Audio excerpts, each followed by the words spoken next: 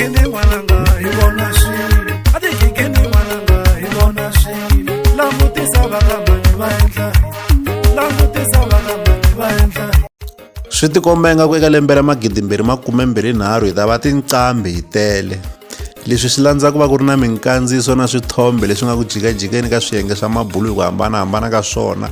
laha ku vonakaka swiyimbeleri swo njhe hi va Papa Rhulani va karhi va mamiwa exikarhi ka tshungu kasi ku na swithombe leswi nga jikajika karhi ku vonaka Xamaccombo na yena a karhi a mamiwa hi wanhwana se swi tikomba ingaku na ntungu wa ku mamana kumbexana ku pyopyiwa exikarhi ka tshungu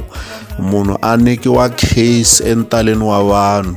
kasi hi ta tsundzuka ku vi na nkandziyiso lowu nga jikajika laha jiwa na vona a ku lo sala kantsongo va mamisovele se ingaku eka gaza ku ta nandzika eka lembe ra 2023 leswi la ta avelana na n'wina eka Dilolostro YouTube channel